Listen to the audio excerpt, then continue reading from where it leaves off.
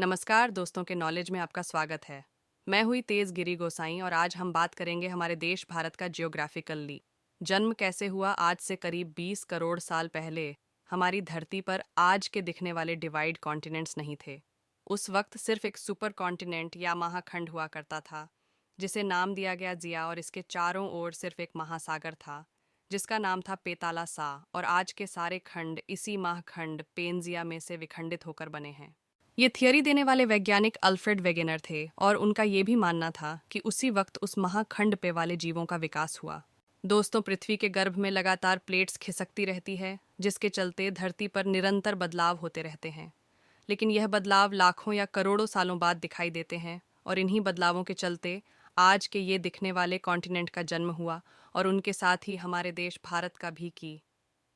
Theory के अनुसार plate के सरकने से सबसे पहले पेंजिया सुपर कॉन्टिनेंट के दो भाग हुए, जिसके उत्तरी हिस्से को लारेंसियम और दक्षिणी हिस्से को गोंडवाना लैंड कहा जाता है।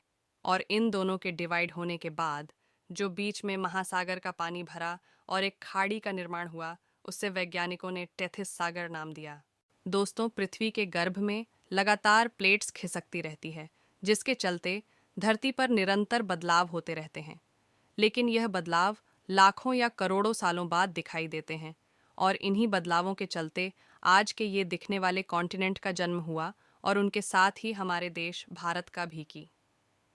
थियरी के अनुसार प्लेट के सरकने से सबसे पहले पेंजिया सुपर कॉन्टिनेंट के दो भाग हुए, जिसके उत्तरी हिस्से को लारेंसियम और दक्षिणी हिस्से को गोंडवाना लैंड कहा जाता है।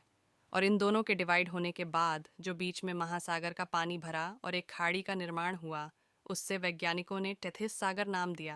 वो आज के लद्दाखी से की और लगातार बढ़ती रही, और एक समय इस प्लेट का एशिया के लद्दाख वाले हिस्से पर टकराव हुआ।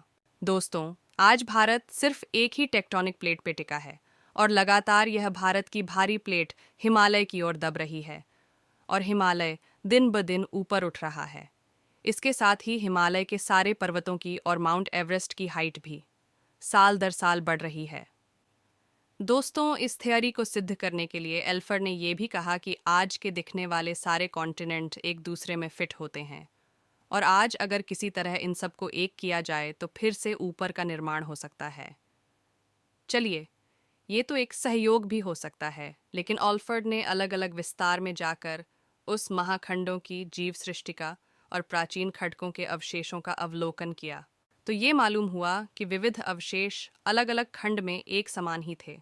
इसके साथ ही ने अपनी इस थियरी को सिद्ध करने के लिए कई सारे उदाहरण दिए। फ्रेंच इस फ्लैट्स के टकराव से भूकंप और ज्वालामुखी का खतरा रहता है। वैसे भारत में तो कोई खास सक्रिय ज्वालामुखी नहीं है, लेकिन हमारी इस एक प्लेट के सड़ने से कभी कभी भूकंप के झटके महसूस होते हैं।